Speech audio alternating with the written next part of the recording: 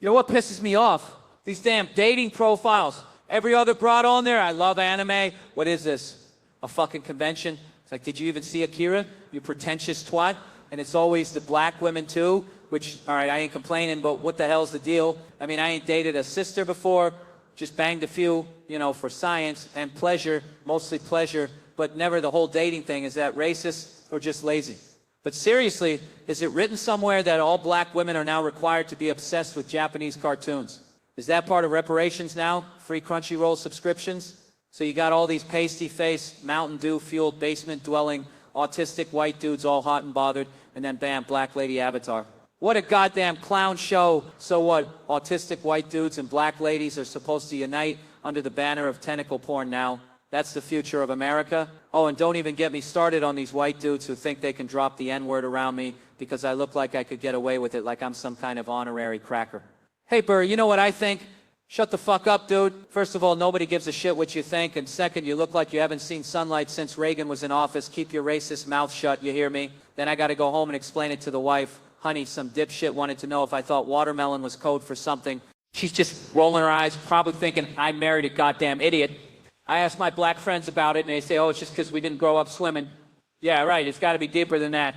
And the dancing? What's with the white people dancing? You look like you're having a goddamn seizure, all stiff and robotic. Meanwhile, the black folks are over there doing the damn electric slide. It's embarrassing. What's the secret? Oh, lean forward. Loosen up the spine and just go, right? I don't want to look gay, come on. God forbid you're dancing too well. So my idiot friends are over, right? Downstairs, make a noise like a pack of goddamn hyenas. Mom comes down. Keep it down, she yells. I run this house like I give a rat's ass who runs this dusty-ass shoebox. Then bam, go to bed. Smack! Sends me to my room like I'm some kind of goddamn kindergartner. You know that rage you get when you're a kid? That impotent, bubbling fury? You want to be tough? You want to be a goddamn Viking warrior, but you're 8 and your mom just humiliated you in front of your friends. Emotional? That's what I was. A goddamn volcano of feelings. I'm running away, I scream, packing a bag with one He-Man figure, because apparently that's all I needed to survive in the goddamn wilderness. And then my mom, in a moment of sheer, unadulterated parenting genius, gives me permission to curse. One time, I'm bad at school. Teacher staples a note to my chest like I'm some kind of walking bulletin board. The note says, maybe show your kids some attention. Are you kidding me? My mom? Attention? Bitch, she's got 3 jobs and a gambling problem. But she reads it and goes full mama bear. Tell her to mind her damn business or I'll beat her ass. She tells me to say that to a teacher. So now I gotta go to school and become a goddamn gangster. I practice in the mirror, trying to sound tough, but it comes out like some goddamn prepubescent squeak. Mind your dumb. No! Too loud! Too goddamn Broadway! Finally, I get it. I'm ready. I get on the bus. My friends are all Kevins on the bus. What up, Kev? Like I'm goddamn Bono. Not today, fellas. I say, I got business. Business? I'm 8. But they're hyped. They know something's about to go down. So I walk into class. Miss Green, the teacher, asks if my mom read the note, and I take a deep breath, look at my friends, and unleash the full fury of an 8-year-old with a hall pass to the profanity store. My mom said to tell you to mind your damn motherfucking business, bitch. Little stupid teaching bit. 2 + 2, not knowing what the fuck it is, bitch. Crossed-eyed, crying down your back, fat-footed ass, bitch. Long-titted, no nipple having ass, bitch.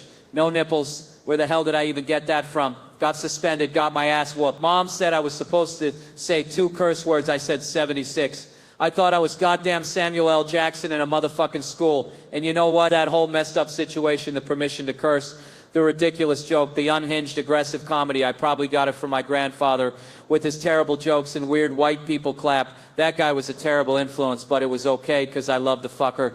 Oh, Jesus Christ, another airport, so what do you do? Like, I'm not just trying to get to the goddamn gate so I can choke down overpriced airport food and pray the plane doesn't plummet into the ocean, you know? And people everywhere you go, they're all the same, right? Wrong, you morons. Some places are just dumps filled with even dumber people. But you know what everyone does crave? What unites these walking bags of neurosis? Connection. They all want to connect. Like some desperate mating ritual, it's pathetic. Whether they speak English, Martian, or just grunt and drool, they're all dying for someone to validate their miserable existence. And then you get these forced connections. This fake, hey, we both breathe oxygen, let's be best friends, horse shit. I'm checking into a hotel the other day, desk jockey asks where I'm from. I say LA, he spouts off about having relatives in Denver with a goddamn furniture store. Oh, I sit on furniture too. Let's braid each other's hair and sing Kumbaya. What am I supposed to do? Act like the cosmos aligned because we both know what a couch is. Newsflash, numbnuts, sometimes there's nothing there. Get over it. You're not obligated to be BFFs with every mouth breather you encounter. Embrace the disconnect. Next time someone tries to force a connection, just yell, nope, my friend quota is full, like you're some goddamn social media influencer guarding your precious follower count.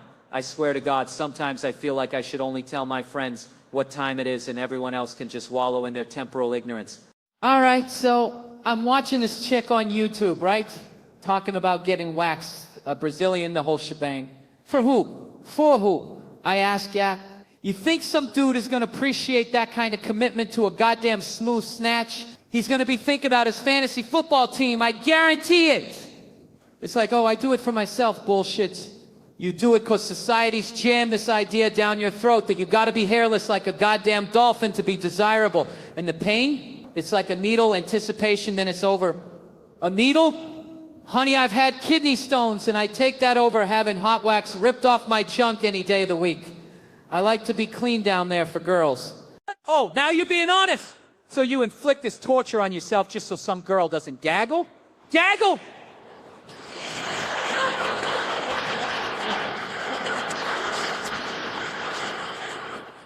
You're not even a word! What are we, a flock of goddamn geese? And this poor girl's scared shitless. If the camera crew wasn't here, I'd be gone already. She's got more sense than the rest of you. Girls love being mothering and nurturing. Yeah, right, until you leave the toilet seat up one time. Then it's World War III. So now you gotta endure this medieval torture device just to meet these girls. You gotta lay face up on a table, spread eagle, while some lady you just met smears hot wax on your most prized possession. And then she's counting down 1, 2, 3. Like she's disarming a goddamn bomb. Now you know what we girls go through for you guys. Oh, spare me the martyr act. You chose this! You bought into the lie! And now you're demanding we appreciate your sacrifice. It's not the pain, it's the trauma. The trauma of being naked in front of strangers. The trauma of having your ass on full display for a goddamn camera crew. I've done this to Sandra Bullock. Well, good for Sandra Bullock. Maybe she enjoys being humiliated. But I'm guessing she's getting paid a hell of a lot more than this poor sap. Maintenance of a wiener, that's what it is. We're talking about maintenance. Then the lady's moving your junk around like she's rearranging furniture. The lady just manhandling your package, like slide it over, get it out of there.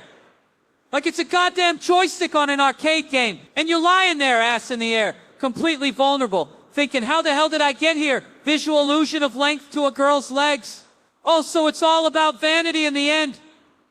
It's all about trying to trick the world into thinking you're something you're not. Well, you know what gives a visual illusion of intelligence? Shutting your damn mouth and listening for once. Oh, Jesus Christ, my niece, right?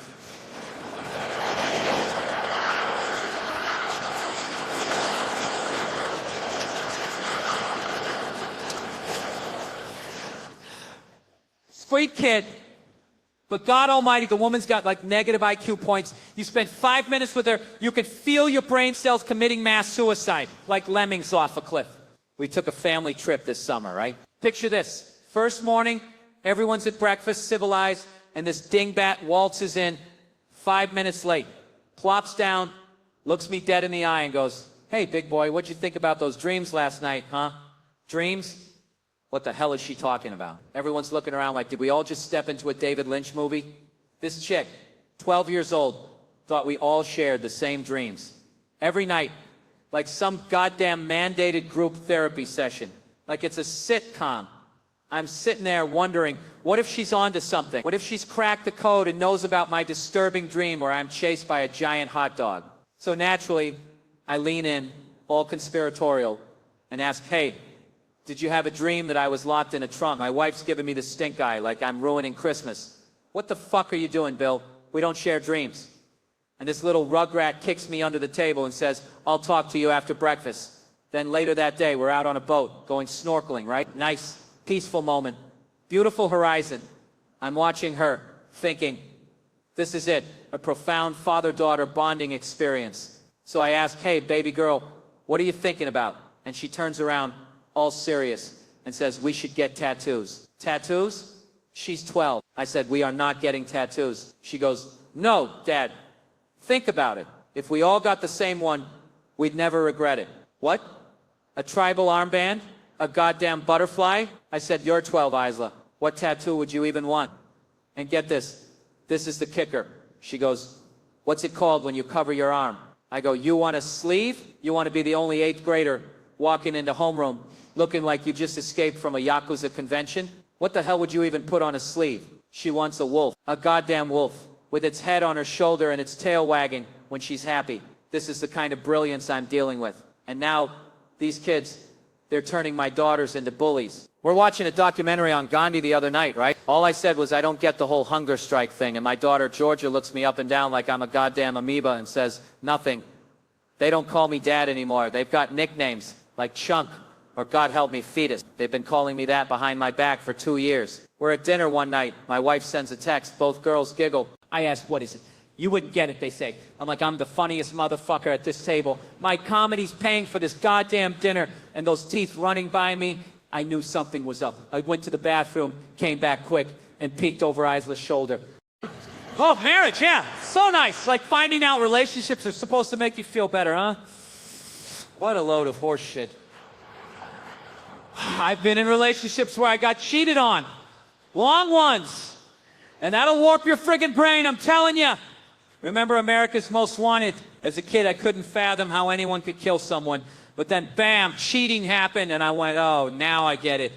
Not that I do it, but I get it. It's not even about possession. It's the creepiness of having an ex out there with all that info.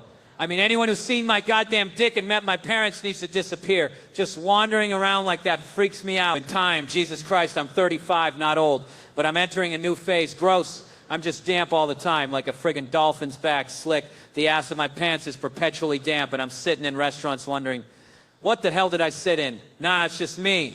And burps used to hold them back. Now I'm just trying to muscle through them like a friggin' hot air balloon at dinner. So Italy, huh? We have a travel agent. John, I'm gross. I got hair on my goddamn shoulders. I don't even have a joke. That's how much I hate it. My wife's rubbing my shoulders. All nice. Then she starts singing, monkey, monkey, monkey man, like it's some deeply ingrained subconscious jingle. The hell? What's my body even for? Just lugging my head around. Not getting any better either. 35 and still thinking, when am I going to get big and strong? This is it. I'm like an iPhone, just worse versions every year. I get randomly hot in the afternoon, and it's hard not to be grumpy, especially about new songs. All tonight's the night. Bullshit. I want to write songs for 30-year-olds. Tonight's no good. How about Wednesday? Oh, you're in Dallas? Fine. Let's not see each other for 8 years. Doesn't matter. And the pot scare, remember that? Now it's legal in like 19 states.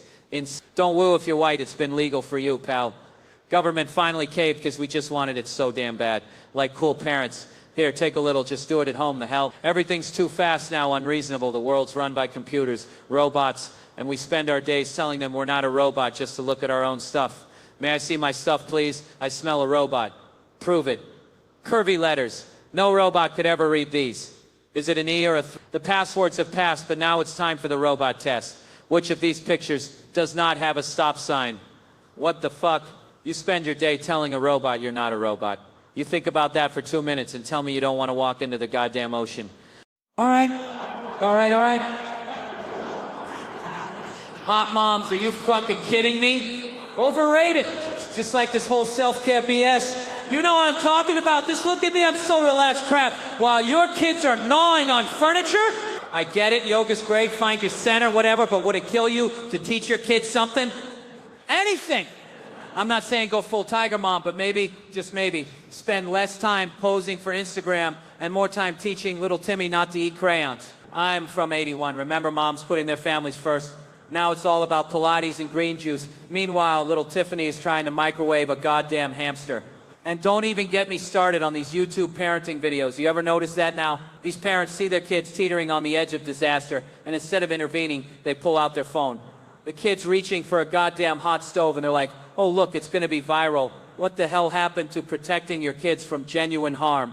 Are we that starved for internet fame that we're willing to sacrifice our children's well-being for a few likes? It's like, go ahead, Timmy, touch it. Burn your little hand, mommy needs a new car. It's creepy, it's disgusting, and it's a goddamn symptom of this narcissistic society we've created. Attention always goes to themselves, not towards their kids. You know what? You know what really pisses me off? If you are going to be a shit parent, do it for yourself, not for social media points. Thank you, good night, and for God's sake, somebody go home and hug your kids. So this broad's unloading about her dating life, right?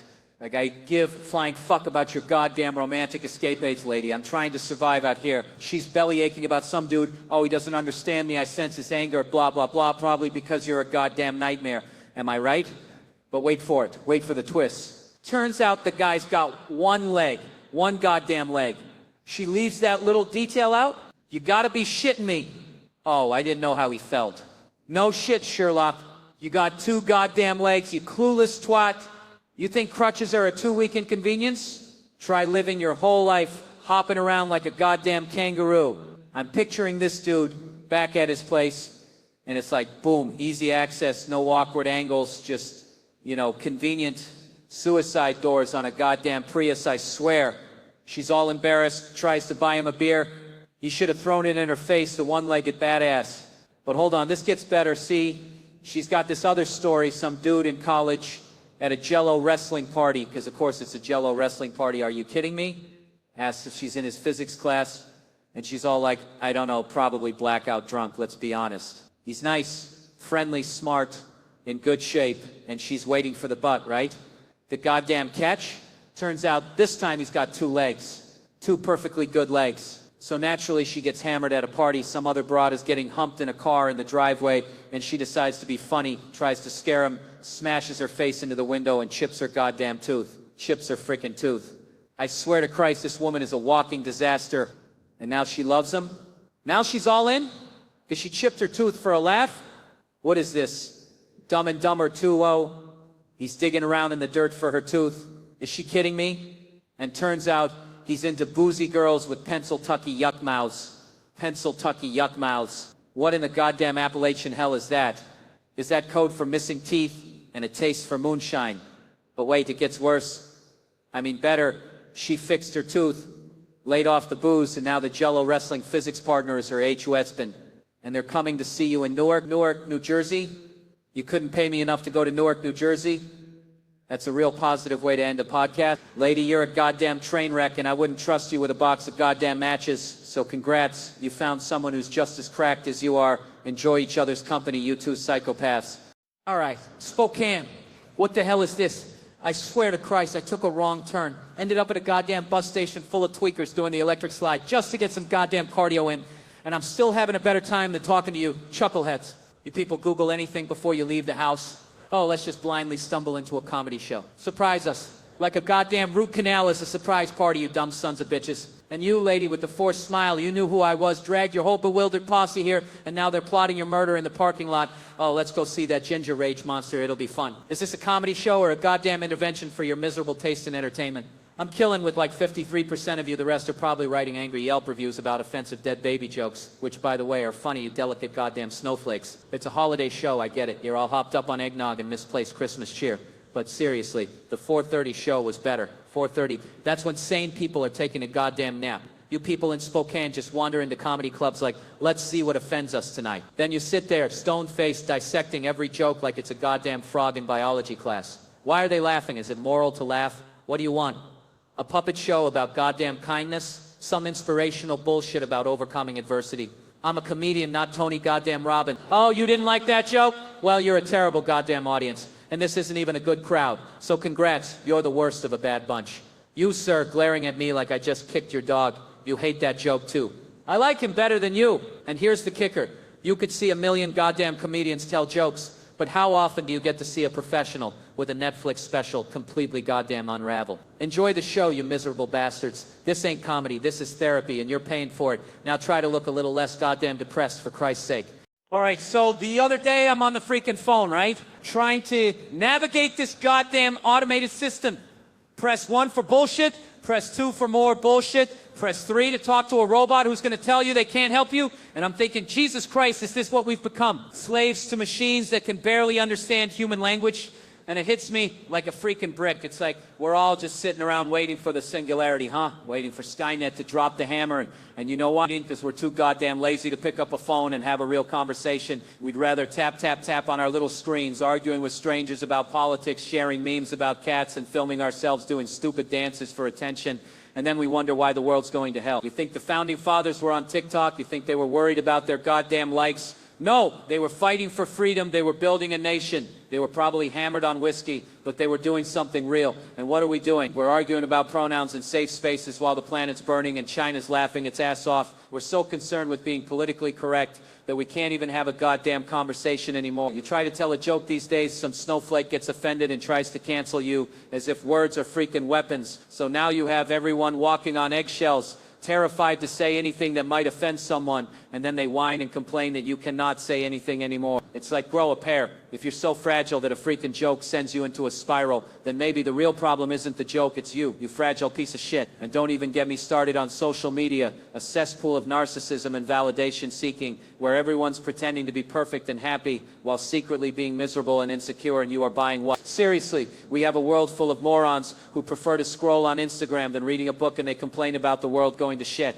as if they were not part of the fucking problem and contributing to it. It's a freak show. And then you go and talk with them, and the level of ignorance and misinformation is so high that I just want to grab my stuff and go back to my cave. So here's the truth. We're drowning in a sea of stupidity, and we built the goddamn boat. Is it really that shocking that society has become more sensitive, idiotic, and easily triggered? Is it really? All right, so I'm dating this chick, right? More like coexisting.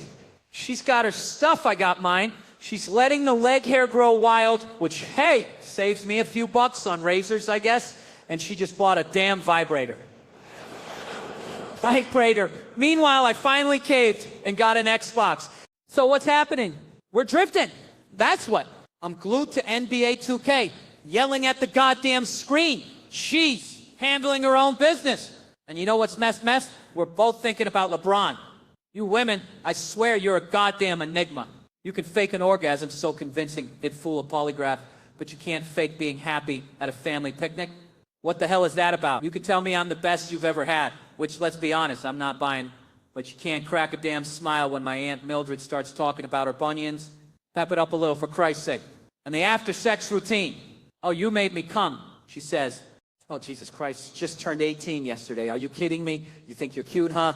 Like you're some kind of goddamn progressive parent bragging about underage shenanigans? I swear to God, this is why society's going down the toilet. These goddamn millennial parents think they're so woke, bragging about shit that used to get your ass arrested, just turned 18. You know what that sounds like? A goddamn porno title. Like you're prepping her for some casting couch bullshit, you sicko. Fresh as they come. What is she, a goddamn filet mignon? You're gonna slap her ass and throw her on the grill? Are you out of your goddamn mind? You think this is a joke? You think I'm gonna sit here and chuckle while you dangle your freshly legal daughter like some goddamn prize? This ain't no goddamn beauty pageant. This is my show, and I'm telling you, you keep that goddamn just turned 18 bullshit to yourself before I call the cops and ruin your goddamn night, understand? This is why we can't have nice things, because of goddamn perverts like you, turning your daughter into an accessory instead of a goddamn human being. So shut your goddamn trap before I unleash the fury of 1,000 suns on your pathetic little existence. Now who wants some goddamn mac and cheese? I'm starving.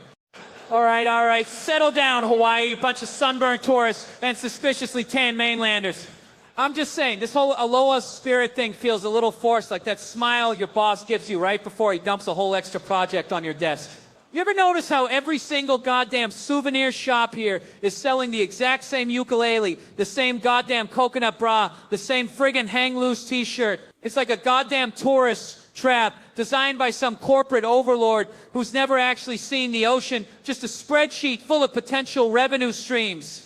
Speaking of streams, who here actually knows the real history of this place, huh? I'm talking about the overthrow of the Hawaiian kingdom, the exploitation, the cultural erasure disguised as tourism, or are we just gonna keep sipping Mai Tais and taking selfies with hula dancers, pretending everything's just peachy? It's like gentrification on a goddamn tropical island. We come here, ooh and ah at the pretty scenery, then drive up the cost of living so the locals can't even afford to stay in their own freaking homes. And don't even get me started on the cultural appropriation. You think wearing a lei and saying aloha makes you Hawaiian? No, it makes you a goddamn poser. You think just because you can paddleboard and wear a flower in your hair that you understand this culture and this heritage. You think you can just come here and claim to be a local because you adopted a certain lifestyle? What does that even mean? I'll tell you what that means. You get to take advantage of a rich, beautiful culture without acknowledging the real struggles and pain of its people. Then they smile back and tell you, oh, which basically translates to, we know we have to smile because if we told you how we really feel, you'd stop coming and we wouldn't have any goddamn money. So next time you're strutting around in your Hawaiian shirts, sipping on your pineapple juice and thinking you're living the dream, remember the real story behind this paradise? Because pretending it's all sunshine and rainbows doesn't change the goddamn facts, you dumb bastards. And I'm out of here before I end up in jail. Scoffs. Office Max, huh? Welcome to Office Max. How can I help you? Take it to the max. Jesus Christ, you gotta be kidding me. What a goddamn soulless existence. You think I became a comedian because I liked people? Nah, I did it to avoid having to pretend to give a shit about your goddamn paper clips. Waitressing? Yeah, I did that. Auto parts factory. Hiding in boxes, taking naps.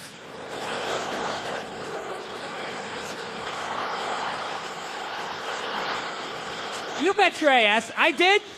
You think I was going to give a real day's work for the machine? Hardcore comic, hardcore waitress, because I'm a Virgo, see? We're good at everything. Haven't you heard? Fucking Virgo. Always got to be perfect. It's a curse. I tell you, flyers for the Boston Comedy Club, vacuum cleaner salesman, Mirage Hotel Dolphin, Habitat tour guide. What a joke.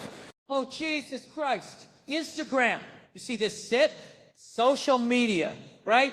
Supposed to connect us all, bring us together. Bullshit. During COVID, I'm losing my mind. Stuck inside looking like a damn Yeti.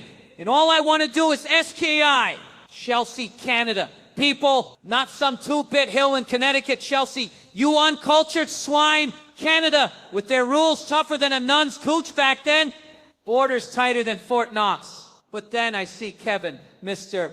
Big Shot movie star, gallivanting back and forth. Canada, America, Canada, like he owns the damn place. Thanksgiving turkey one day, poutine the next. Mandatory 2-week quarantine? What is this, communist Russia? So I called Kevin, right? Thinking maybe this found a loophole, bribed the border guard. I don't give a damn. I say, Kevin, my man, what's the secret? I need to get my ass across that border to shred some pow-pow. And Kevin, bless his lying heart, says, no problem, Chelsea. I got you. He says, I'll get you a gig on the movie. Great. I'll hold a boom mic. I'll cater the damn craft services. I'll direct the whole goddamn thing if it means I can ski. He even offers to help with the paperwork. I got you, Chelsea. I got you. I got you. And you know what that means, right? It means you're never seeing that mother fodder again. You hear those words, kiss your favorite goodbye. The guy's a goddamn ghost. Vanishes into thin air. Just like that, poof, gone. So that's the kind of guy we're celebrating tonight, huh? The kind of guy who'd deny a privileged white woman her goddamn ski vacation during a global pandemic. The inhumanity. What a prick. Oh, Jesus Christ, more snail mail. You gotta be fucking kidding me with this ancient bullshit, right? I swear, the only reason these goddamn trees are still being murdered is for colleges to send me letters begging for cash. So I open this piece of crap up and it's my alma mater, all friendly like, hey, remember us? We relieved you of every goddamn dime you ever had. Yeah, I remember you parasites. And then they hit me with this gem. We'd love a little donation. A donation? Is that what you call it? I already donated my goddamn youth, my sanity, and enough money to buy a goddamn house in this overpriced hellhole. See, back in the day when I was dumb enough to actually attend classes, I was shelling out, what, 15 grand a semester? 2 semesters a year for 4 goddamn years. That's 30 grand a year times 4. Jesus, that's $120,000. I basically bought the entire faculty new cars. And now, after all that, you're coming back with your hand out? But did you blow it all on hookers and blow, you greedy bastard? I swear, my college is like that deadbeat uncle who always shows up at Thanksgiving looking for a handout. Just a little something for the road, eh, kid? Road to where, Uncle Touchy? Rehab? And I got these idiot friends, these proud alumni wearing their school sweatshirts like they're fucking brain surgeons. They're all like, oh, you gotta give back, be a good citizen. Listen, if you're still giving money to your college as an adult, your college is a $120,000 hooker, and you're the pathetic chump who fell in love with her. She ain't calling you back, pal. She's moving on to the next sucker with a trust fund. Their letters all like, it's been a while since you've contributed. Yeah, well, it's been a while since you housed and taught me. I thought we had a deal. I gave you a fortune, and you gave me a cinder block cell with a Pulp Fiction poster and a lifetime supply of regret. What the hell did I even get for my money? I went to college when I was 18, looked like a goddamn 12-year-old, and lived like a sewer rat. I ran on caffeine, nicotine, and sheer panic. College was a 4-year game show called Do My Friends Hate Me or Am I Just Delusional? And the grand prize was crippling debt. And the worst part, I signed up for this shit when I was 17, with no lawyer present. That's gotta be illegal. They tricked me, like some goddamn shady used car salesman. They lured me in with promises of intellectual enlightenment and ended up selling me a lifetime supply of ramen noodles and existential dread. And what did I major in, you ask? English. Yeah, clap all you want, you sadist. You're applauding the worst financial decision of my entire life. I paid a fortune for some professor to tell me to read Shakespeare and then not even bother. Seriously, 120 grand. I could have just bought a used Bentley and set it on fire, and it would have been a better investment. College, the ultimate con job, wrapped in a graduation gown and served with a side of crippling debt. All right, let me tell you something about these damn family movies back in the day. It's like, what the fuck are we watching, huh? I'm talking about Back to the Future, right? It's supposed to be some feel-good time-traveling bullshit, and I'm sitting there thinking, wait a minute, what kind of kid's movie is this? A 17-year-old hanging out with a disgraced nuclear physicist? What the hell is that even supposed to mean? They never explain that shit, do they? Not even a throwaway line, just bam, best friends, no explanation. Like, that's totally normal. Like, hey, Timmy, want to go down to the lab and watch my buddy Doc Brown create a flux capacitor from plutonium while using banana peels, empty beer cans, and the sheer force of his alcoholism? Who the hell greenlit this insanity? Some studio exec sitting there high out of his mind thinking, yeah, teenage loser and a washed-up scientist, that's gold. But wait, there's more. He goes back in time and almost screws his own mother. But don't worry, because Biff's coming and he will try to commit rape right in front of the hero's eyes. And we all just swallowed it, didn't we? Oh, it's fun. It's adventure. It's incestuous undertones and glorified date rape. So what kind of message are they sending out to kids? I'm just saying, is this really what passes for family entertainment nowadays? Back in the day, maybe yes.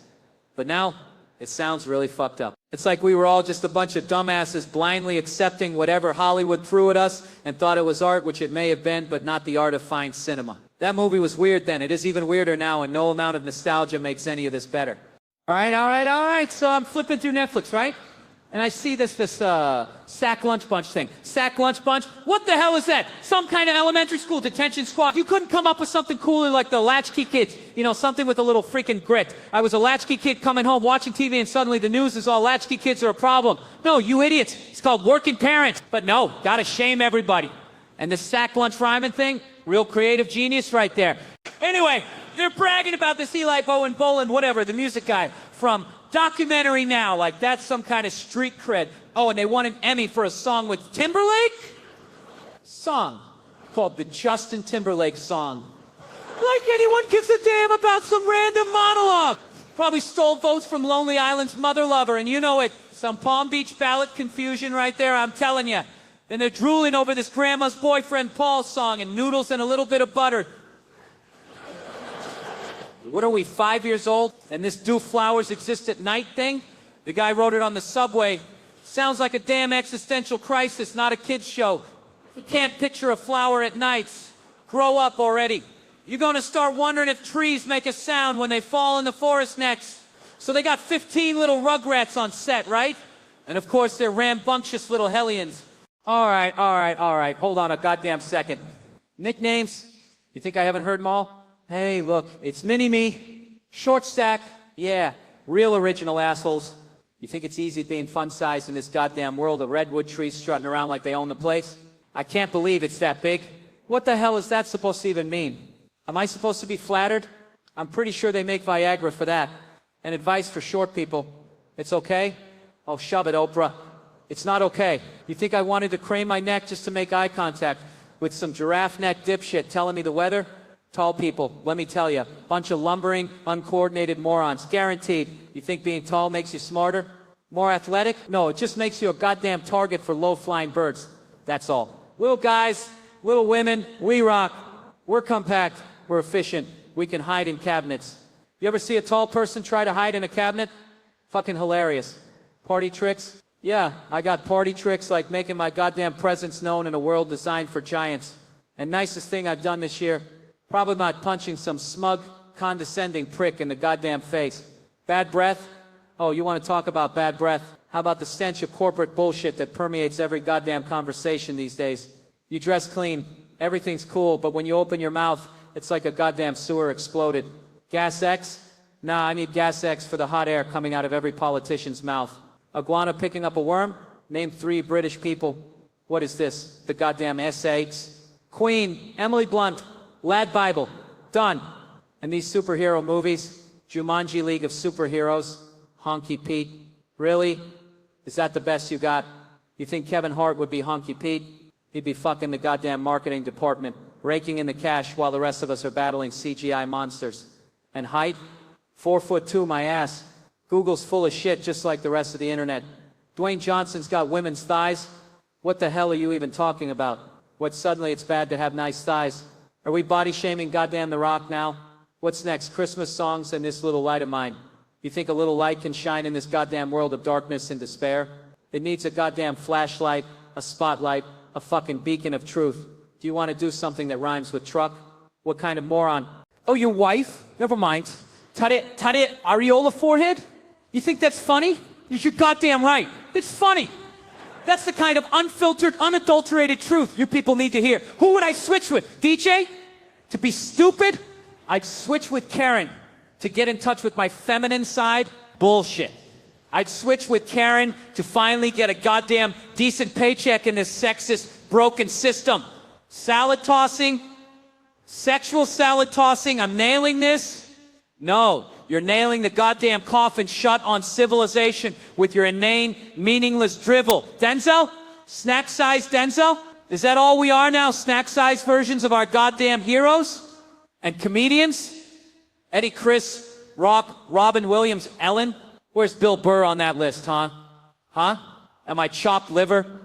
Nutty butter and tea with the Queen? What the hell is wrong with you people? Are you serious? That's a nice way to get a felony. Fear of animals? I have respect for animals. They're honest. They don't pretend to be something they're not, unlike 99% of the people in this goddamn room. And don't this up? December 22nd, I'm busy. Oh, Jesus Christ, roses and cinnamon lips? What the hell are you talking about? Who the fuck told you that? Cucumber and watermelon too? Are you kidding me? 2 different things? I swear to God, people are walking around thinking their breath smells like a goddamn fruit salad. So this Holly, good friend, right? Met her around? Parties? Oh, you bumped into each other? What is this, a goddamn rom-com? Oh my God, I love you, I'm a big fan. Then she asks who you are? Christ almighty, the ego on this guy thinks he's Brad Pitt before the fame. So you asked her for a favor, she said yes, and then you dropped the, oh, by the way, I'm engaged? What is this, some passive-aggressive bullshit? You think she's trying to get with you, get pregnant? You're Kevin Hart, not freaking Idris Elba. Halle Berry's a sweetheart, amazing talent, funny as hell. No shit, she's Halle Berry, doing a version of herself nobody's ever seen. What, did she play a crackhead for you, Kevin? No? Then shut your damn mouth. But wait, you regret not kissing her? You were hard the whole time? In dress pants? Jesus, tap dancing Christ, you're a goddamn liability. No way to explain it. It was the wind, but it wasn't? What the fuck are you even saying? You're a goddamn married man. You should be worried about what the dog thinks, not your goddamn boner. We're getting off subject. No shit, we're getting off subject. The real point is you have a racist goddamn dog on your set. You idiot. So go see Kevin Hart's What Now and try to figure out what the hell he's even talking about, because I sure as shit don't. Oh God, double dates! What the actual fuck is that even about? You know what it is? It's a competition, that's all it is. Some poor bastard leans over, gives his old lady a kiss, says, love you, babe, and boom. Instant comparison shopping right across the table. Oh, must be nice to be loved, she hisses, like he just signed her up for a timeshare in Newark. Now you gotta one-up that shit, right? Gotta pull out some grand gesture of affection, maybe start dry humping her leg under the table. What's next? Sucking titty in public to prove your love? Jesus Christ! And then the real fun begins. Because women bless their hearts. They talk, they discuss. We talk about floors. Maybe the goddamn weather. But women, oh no, they dissect everything. They're like the fucking CSI of relationships. They're trading intel all night long. like it's some goddamn spy movie. So you're out, you're having a few drinks, maybe All-Star Weekend, and boom, the grenades start flying. You know, Keisha, I hate it when you get drunk, and then bam! Well, at least I don't eat ass. Hold the fuck up. Where did that come from? Now the other dude's sitting there with the you ass-eater face like you just confessed to robbing a goddamn orphanage. Wait, who told you that? And then it's out there, exposed. I asked. Everyone was talking, I didn't know it was a secret. Jesus, Mary and Joseph. Now you're stuck defending your damn sex life at Applebee's. It was once, for your birthday. It's not like I'm back there every goddamn day, flossing with your calling. And suddenly everyone's pushing their goddamn water glasses away from you like you're Typhoid Mary. Look, I'm just saying, double dates, they start cute. They end with some dark, shameful secret about your sexual preferences being aired out like dirty laundry. So maybe just stay home. Watch some goddamn football and call it a night, huh? It's less likely to get you called a goddamn ass at, just saying. All right, settle down, you bunch of oxygen thieves. You know what grinds my gears? Content, that's what? This whole goddamn content era where every jackass with a phone thinks they're Scorsese. Like this garbage I just saw. Kevin Hart and his crew, right? Crew, I tell ya. Sounds like a goddamn pirate ship, except instead of treasure, they're pillaging my goddamn attention span. This whole self-congratulatory circle jerk, where they're dissecting each other like a bunch of goddamn frogs in a high school bio class, except the frogs are funnier. Oh, Kevin's so successful. Has he changed? Has he changed? What the hell kind of question is that? Of course he's changed. He probably wipes his ass with $100 bills now. Then they go on about how he used to shower twice a week. 2 times. What is he, a goddamn feral animal? And now it's just cologne? So he's just marinating in Axe body spray and lies? They're all sitting there kissing his ass saying he's been a piece of shit from day one. What kind of friendship is that? Is that what we're calling friendship now? A coordinated assault of backhanded compliments. And then the guy starts bitching about how he's always on the go, doing radio interviews, TV appearances, all for the pride of it all. Pride. What is this? A goddamn gay pride parade sponsored by corporate hypocrisy. Oh, he works so hard tanning, getting his nails done. What is he, auditioning for Real Housewives of Beverly Hills? And then comes the real kicker. He's paying these morons, paying them to validate his existence, to laugh at his jokes, to pretend he's not just another overpaid midget comedian screaming into the void. He even says he doesn't need them. Doesn't need them. Then why the hell are they there? And this Chelsea chick trying to act like she knows him? Give me a break. Then they start ranking each other by funniness. Who's the creepiest? Who's the smelliest? Is this a roast or a therapy session gone wrong? And the worst part, they're plugging their goddamn shows, all just a marketing ploy, a soulless attempt to squeeze a few more drops of entertainment out of a dried up well of creativity. And the grand finale, some idiot going to walk up some stairs, which nobody has done before. Riveting stuff. Hit the subscribe button for more. Eat my shorts, you talentless hacks. You know what's behind that door? More goddamn content. And I'm gonna need a goddamn drink after all that. You know what pisses me off? People. Physically, people coming over to my damn house.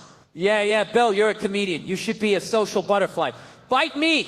Ever since some low-life punk violated my castle, my personal space, I'm seeing red every time the doorbell rings. Makes me want to grab a bat and just relax. Seriously though, being robbed messes with your head, all right? It's a primal thing, protecting your goddamn cave. So what did I do? I went full John Wick, bought 9 goddamn guns, 9, and stashed them like Easter eggs around the frickin' house. And here's the crazy part. The part where I admit I'm officially off my rocker. You can't just hide guns, you gotta fantasize, you gotta play out these idiotic scenarios in your head to justify it. 3 hours, folks, 3 hours of me, alone, talking to Mannery burglars like I'm fucking De Niro. Oh, you think you're gonna rob me at the front door, huh? Real smooth, genius. All right, you win. Just let me check the goddamn mail one last time. Bang, Dunkin' Donuts for you, pal. Or how about this gem? Guest bathroom robbery. Are you serious? Taking a dump is sacred. Fine, take my wallet. Just let me wipe my ass one last time. Bam! Surprise, motherfucker. Thanksgiving dinner, family around, it works. And in my head, I'm thinking, oh, you think you're gonna take my turkey over my dead body? Just let me check the oven one last time. Boom! Roasted, you son of a bitch. Even the damn living room, relaxing on the couch. You gonna rob me while I'm occupied? Seriously? Okay, just let me log off Pornhub one last time. All right, so this chick comes up, 18 months sober, like she deserves a goddamn medal. All shaking and shit, nervous as a long-tailed cat in a room full of rocking chairs, right? Oh, I'm part of your recovery, she says. Like I'm supposed to give a fuck about her path to righteousness, as if my life is some kind of goddamn inspiration, a feel-good story for her little book club. Jesus Christ. 18 months, big deal. I've had shits that lasted longer than that. You think I give a rat's ass about your little victory over the crystal meth demon when I'm standing here, sweating under these goddamn lights, trying to make you chuckle, and she's waving around some dude's keychain like it's the Holy Grail. Sign it, like I'm goddamn Elvis Presley reborn as a recovering addict. And she's telling me about mama's tripping and kids got me tripping, like I'm her personal goddamn therapist. All she wants is attention, a little pat on the back for doing what she's supposed to do, being a goddamn adult and not smoking meth in a goddamn dumpster. Laugh is the key, she says, as if I didn't know that, as if I'm not up here trying to get you all to laugh, lady. I'm the goddamn key. Then she throws in, I love you, like she actually knows me, like she's not just projecting her own goddamn insecurities onto some random comedian. It's insane. Absolute madness. And then another chick chimes in, anybody ever been to prison on the corner here? Female prison. What is this? A goddamn TED Talk on prison reform now. 5 years she did this tiny little thing, like she's been through some real shit, and then she's automatically like a goddamn expert on all of it. Meanwhile, I'm standing here feeling like a goddamn fraud because I'm complaining about some entitled drug addict's keychain, while women are doing hard time. It's all so skewed, so distorted, and all those idiots thinking it's entertainment. But hey, I wouldn't be up here griping about it if I didn't feel I'm doing good to some, even to this meth head, so let's hope she doesn't relapse, or else I'm not signing any more goddamn keychains. Oh, Delta, you miserable sack of seriously, Biscoff cookies. Yeah, all right, they're decent. I'll give you that. Sugary little crack wafers that mask the despair of modern air travel, fine, but 20,000 miles gone. Vanish into the digital ether like my goddamn youth. And you got some miserable broad on the phone telling me, oh, we don't do complaints anymore. What the fuck does that even mean? You can't complain anymore. Is this North Korea now? You just bend over and take it like a good little consumer sheep. Email the complaint division, might get back to you in 6 months. 6 months? I'll be dead from a heart attack induced by your horrific customer service by then. And then another one, smug as hell. Oh, those miles are from 2010. We didn't start keeping track until 2011, so you're telling me you were just handing out free sut for a year and nobody noticed? What kind of Mickey Mouse operation are you running? Sorry, she says, with that fake hollow sorry that drips with condescension like she's apologizing for my existence and I lost it. I admit it, I told her I hope she died in a fire. Yeah, I said it, sue me, but come on, what else are you supposed to say to these people? I didn't wish her a slow, agonizing death. I just suggested a slightly warmer afterlife. Maybe a minor case of spontaneous combustion, just enough to singe her eyebrows and make her realize the error of her ways. Treatable fire, folks, treatable. I'm not a monster. No, I'm just a guy who wants his goddamn airline miles back, but of course that's too much to ask for in this dystopian hellscape of late-stage capitalism. So thanks, Delta, for reminding me why I hate everything. You're the goddamn best at being the absolute worst, and you know what? Your Biscoff cookies taste like ashes now. You know what grinds my gears? Fucking Delta. That's what... Oh yeah, they got the Biscoff, the goddamn crack cookie of the skies, okay? It's versatile. You can dunk it. You can eat it straight. It's like the biscotti's trashy cousin, all right? Biscotti thinks it's so fancy because it's studied abroad, right? Oh, look at me. I spent 2 summers in Prague nibbling on despair. But Delta, those cheap bastards, they swiped 20,000 miles, hard-earned miles from me. I called, right? And this woman, Sarah, with an AY, because of course the most insincere bitches spell it with an AY, tells me, oh, we don't do complaints anymore. What? You don't do complaints? It's like saying the DMV doesn't do lines. She says I can email, but it'll take 6 months. 6 months to tell me I'm getting screwed. That's like telling a guy he's got crabs, but he has to wait half a year to scratch him. Then she basically tells me my mother's well, let's just say she wasn't complimenting her parenting skills, okay? I'm paraphrasing, of course, because I learned in therapy that I can say whatever I feel. I can tell my girlfriend she belongs in a padded cell as long as I preface it with I feel like it's all good. Anyway, I get transferred to this other lady, a real piece of work, who tells me my miles are from 2, and they didn't start keeping track until 20. Direct quote, folks. So basically, I'm being told I'm too stupid to understand their elaborate scam, right? I told her she was condescending, and you know what she said? She goes, who am I? Who am I? Lady, you're the reason they need to put warning labels on staplers. So yeah, I told her I hope she died in a fire, okay? I'm not proud of it, but I'm being honest. I didn't say kill yourself in a fire, just that I hoped it happened. Maybe a treatable form of cancer, a little karmic payback, you know? Nothing too extreme. But if she does get cancer, I hope her insurance lapses in 2010. That's all I'm saying, all right? Delta, you want to treat your customers like garbage? Enjoy the sound of 1,000 middle-aged men screaming into the void, because that's your business model now, you soulless sacks of lukewarm coffee. Oh, social media, you festering pit of virtue signaling and keyboard courage. Seriously, who the hell are these people? I swear, once a year I gotta dive headfirst into the comment section just to remind myself how spectacularly stupid the average human being is. It's like my own personal idiot. Check, my goddamn Groundhog Day of dumbassery. It's not that I want to, mind you, it's just irresistible, like popping a gigantic pus-filled zit. Disgusting, but you just can't look away. Speaking of disgusting, remember that little kid, what was it, 2 years old? Got chomped by an alligator at Disney World. Tragic, right? Yeah, Comedy Central's lawyers are sweating bullets hoping I say it's tragic, so fine, it's tragic, but don't act like you weren't thinking it. Disney's already got enough nightmare fuel for a lifetime, now they're serving up appetizers. Anyway, a couple weeks go by, right, and that comedian brain starts churning, and I'm thinking, all right, it's go time to wrestle with this goddamn alligator of a topic. So I get on stage at the Cellar and I crack a joke. I said something like, I'm not saying I'm a gun nut, but if that kid was packing heat, he'd still be here. Now, it wasn't my best work, I'll admit that, but it was timely. And this lady in the front row face, like she's sucking on a lemon, just goes, no, who the hell are you to tell me what I can joke about?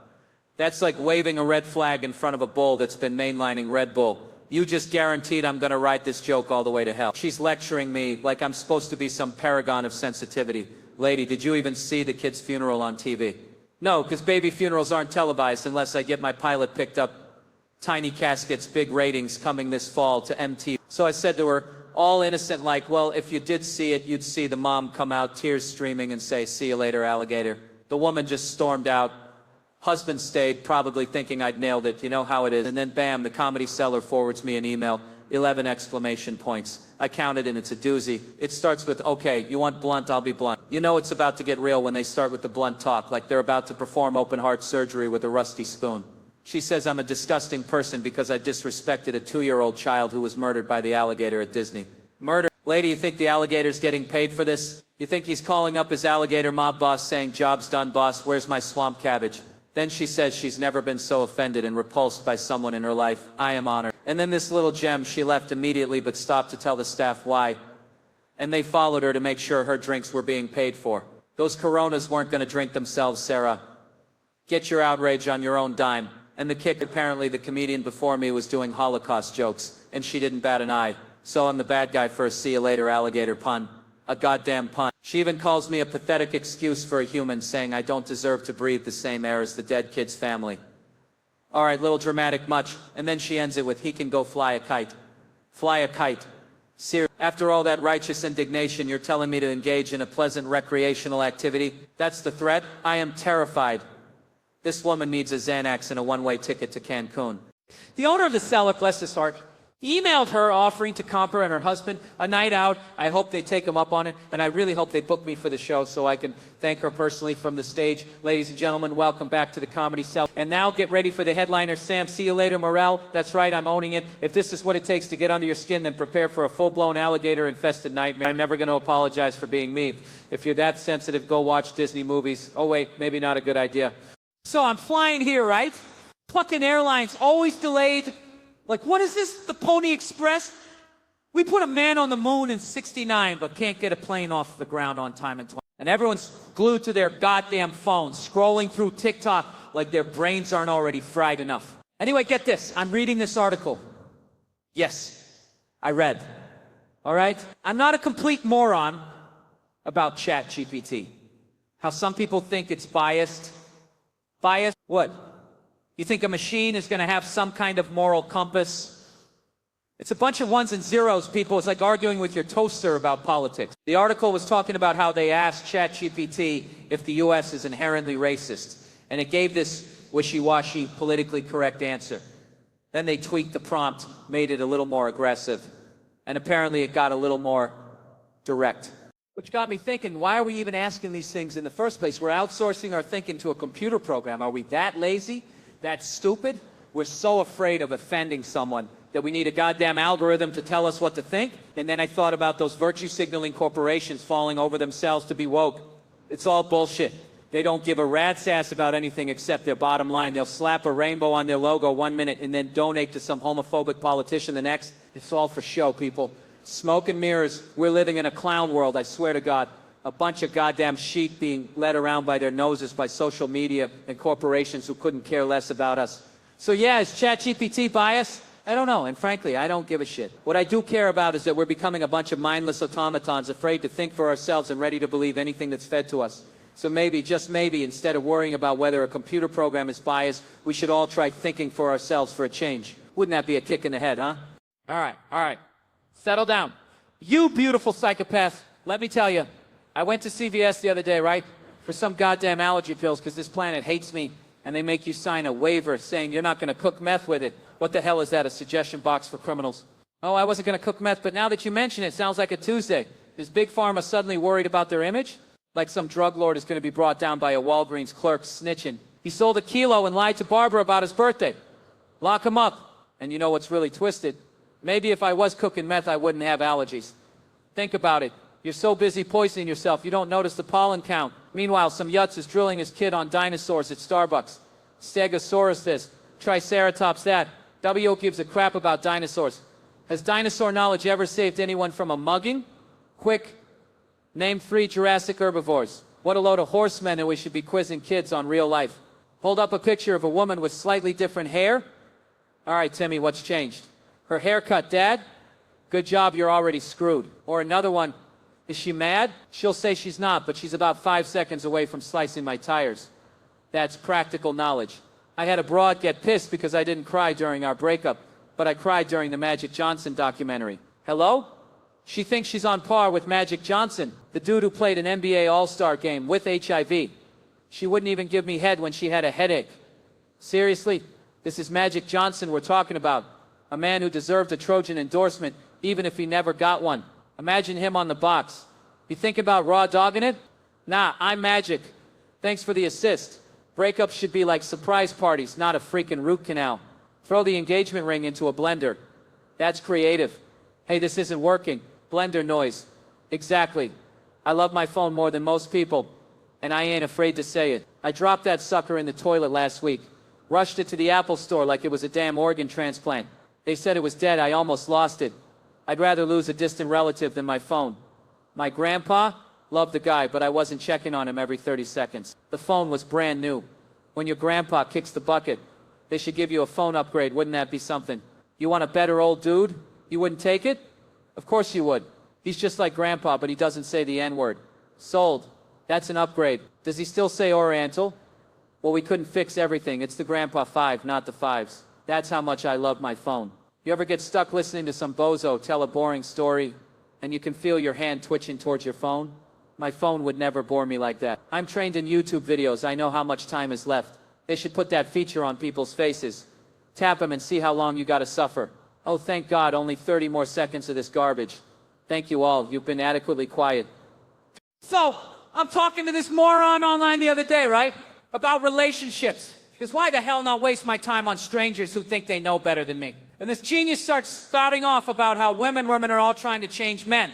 Like we're some busted-ass iPhone that needs constant updating. You ever notice that goddamn little red circle with the number 1 constantly taunting you, huh? And I'm sitting there thinking, are you kidding me? Are you actually serious? Men always act like they are so content with what they have. I am happy being fat and lazy, so women like to change you.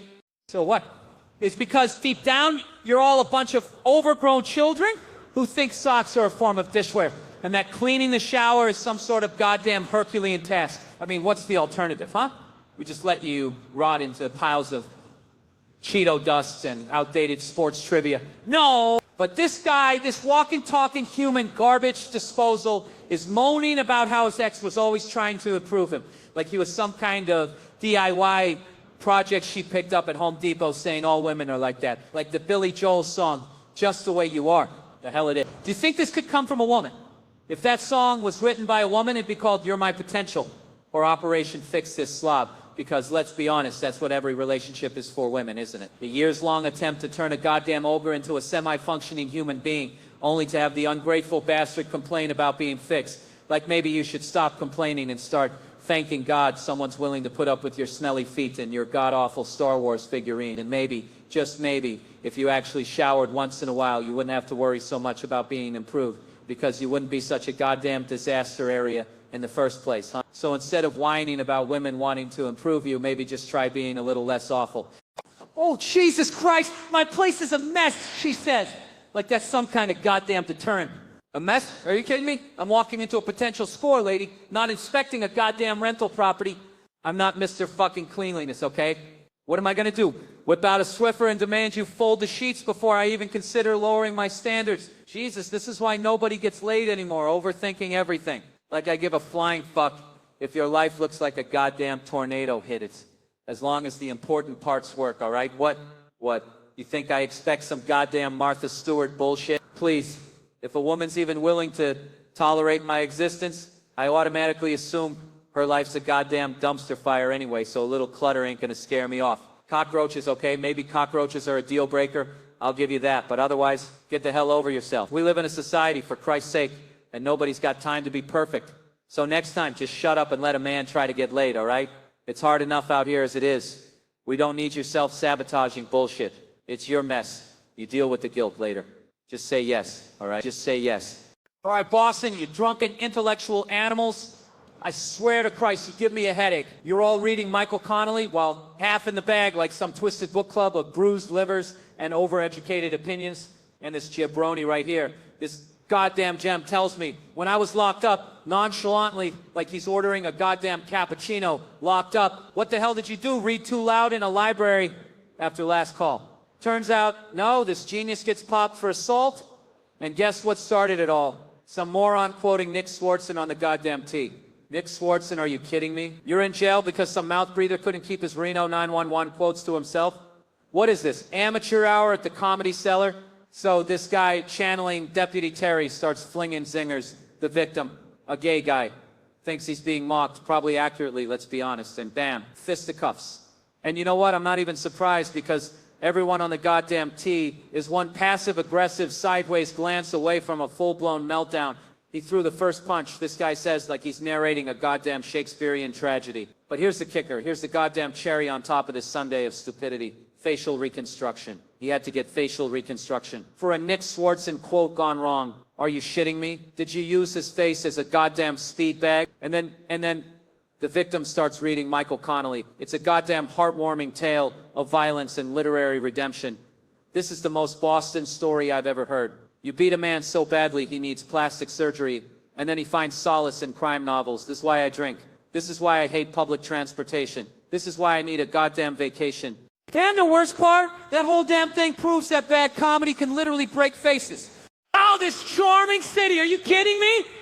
Progressive. They call it going straight from moonshine to meth. That's your progress, folks. I'm from here, so I get to say it, all right? Don't even compare it to New York. That's a whole different animal. More juice, more everything. You probably don't even have juice here, do you? So quick segue. Gotta love those, right? Interviewers all, let's get out of here. No more Jew comments. Jesus Christ, am I performing at the Blue Room Comedy Club this weekend? You bet your ass I am. And what can people expect? A lot of Jew jokes, what else? I'm gonna walk out there and be like, hey everybody, I'm Jewish. And some lady's gonna go, ugh, because that's what happened last time. I said I was Jewish, and some broad yelled, Sekeo, then 24. I was like, get her out of here. But no, you know what? I hooked up with her anyway. What does that say about me, huh? Didn't feel good afterwards, felt like I needed a shower and a therapist all at the same time. This is why I drink. All right, so everyone's casually dropping Molly like it's goddamn vitamin C, like we're all just popping pills at brunch now, huh? What the fuck is this world coming to? Like we're all gonna be gibbering idiots thanks to this goddamn normalization of drug use. Comedians doing podcasts on Molly. Jesus Christ, it's like performance-enhancing drugs for unfunny people, huh? You know, this is what happens when you let these goddamn millennials run the show. Oh, let's all do it together like a CrossFit class? Are you kidding me? Since when did getting high become a goddamn team-building exercise? And then there's Norman, scared shitless of a little ecstasy, and hopping on the Chinatown bus like some goddamn refugee, high as a kite. Pathetic. This is what happens when you coddle people. They can't handle a goddamn thing. And Philly? Oh, Philly, don't even get me started on festering boil of a city. Blue-collar people need to do more drugs. What the fuck kind of backwards logic is that? Well, they're already addicted to opiates, let's just give them more drugs. That'll fix everything. No. You know what they need? Jobs. They need opportunity. They need a goddamn reason to wake up in the morning. that isn't chasing the next high. And Kensington, oh, that's a real feel-good trip, ain't it? Driving through at 1 a.m. for funsies, huh? Like it's some goddamn safari where the main attraction is human suffering. Seriously, what kind of sick, twisted fuck does that? It's a goddamn outrage, that whole mess is. All right, settle down, you chuckleheads. Go to sleep, Maddie, go to sleep. What is this, a goddamn lullaby for imbeciles? Like yelling at her brain is gonna flip the off switch? Newsflash. Genius, she's not a freaking clown. And newsflash to you too, Sparky. Nothing happens by yourself. It takes a village? Oh, Jesus, you sound like a goddamn bumper sticker. Look, I get it. We're all interconnected, blah, blah, blah. Even when we think we're alone, we're not. Yeah, well, try telling that to the guy stuck in traffic listening to... And what's with the fellas? Have you even attached the third ankle latch? Are we building a goddamn rocket ship or changing a diaper? Oh, they bring such different energies. Energies? They're human beings, not goddamn crystals. And she's bluffing? What, are we suddenly poker experts analyzing babies? Get a grip, you ridiculous. They're really funny? Who decided that? You? What are you, the laugh authority? And y'all looking good, ladies. What is this, amateur hour at the retirement home? Oh, stop it, you're flirting with your mama? I'm not flirting with your mama. I'm looking at you flirting with your mama. Jesus Christ. And Kevin Hart as quarterback. We're doomed. Doomed, I tell you. It's all good vibes, good energy. You acting like a dumb mother fudger right now. Fudge? Fudge because there's a baby? Oh, spare me the fake morality. You goddamn hypocrite. It's okay to dumb everything down and feed the world with stupid stories. As long as a baby could be watching, right? I mean, this whole damn mess is a goddamn monument to coddling and moronic sentimentality. Just a goddamn participation trophy made of celluloid and desperation and baby talk. And honestly, it proves that a whole lot of different energies can still come together and produce one steaming pile of blah. Oh, Jesus Christ, another freaking hotel. You know how many Holiday Inns I've had to grace with my presence this year? And you know what always happens? It's like these mouth readers are reading from the same goddamn script. Last name, they grunt like I owe them something. Sagura, I say, and bam, here it comes. The inevitable, whoa, are you Japanese? Like totally 100%, right? Are you kidding me? Oh, we don't get a lot of Japanese folk around these parts. They drool. So I got to slam on the brakes. Hey, genius, newsflash, I'm not Japanese. And they squint at me, the wheels turning like rusty gears, but Sagura, it sounds Japanese. No shit, Sherlock. Maybe because you're pronouncing it like some anime character. I could say Smith in a fake Japanese accent, and suddenly I'm Mr. Miyagi. Then comes the golden question, the one that makes my blood boil. But what are you? What am I? I'm a human being, you imbecile. When's that ever a necessary question? The sushi chef, maybe. Fucking accountant. Okay, maybe. Oh, Starbucks, the goddamn weight loss industry's biggest saboteur, right? They got this national conspiracy going, a training campaign to guilt trip you into buying their overpriced pastries because, God forbid, you just want a goddamn coffee. You pull up to the drive-thru, half awake, and they hit you with, welcome to Starbucks. What kind of garbage are you going to shove down your throat today? Eat today. What the hell happened to can I help you? Now it's an interrogation. No shit. What else you want, fatty? Sausage? Why, so I can feel even worse about myself later. I hate that. I respect a good, honest, unadulterated shame. And nobody delivers that better than In-N-Out, that West Coast temple of self-loathing. If you haven't been, what the hell are you even doing with your life? Seriously, get in your damn car. Because at In-N-Out, you order your double fries, the whole shebang, and they hit you with the question that cuts right to your goddamn soul. Will you be eating in the car? Will I be eating in the car? Of course I'm eating in the car. Look at me. They already know, that's why they ask. If you say no, they hand you a bag and basically say, get out of here, you're ruining my vibe. But if you admit your shame, they give you that goddamn open tray like, here, eat like the animal you are, you filthy degenerate. And when half of it ends up in your lap, they just stare. Like you're about to jerk off when you get home because you're so lonely. Which, let's be honest, you probably are. And then just to rub it in, they give you a free milkshake because your sadness is bringing the whole damn place down and you're making the minimum wage workers depressed and they just want you to get the hell out of there, which is exactly what Starbucks should be doing. But no, they gotta push that damn sausage croissant, the passive-aggressive bastards. The whole damn thing's just a slow burn into a heart attack and a lifetime of regret. Thanks a lot. Corporate America. So next time, just be honest. Just tell me I'm fat and give me my damn coffee, okay? All right, so I'm online, right? Doing the usual bullshit, pretending I'm not a broke-ass comedian who sweats for a living. I'm scrolling through yachts, like I'm gonna drop a few million on a floating pile of fiberglass, 55 feet. What am I gonna do? Host a midget convention? Not big enough. And then I'm on to private jets. G550, yeah, that's the ticket, 53 million. 53 million! Who the hell do I think I am?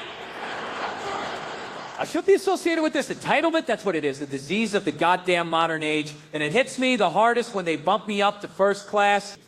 Yeah, I fly every damn week in coach, Sardine City, with the screaming babies and the armrest hogs. But suddenly they say, Mister,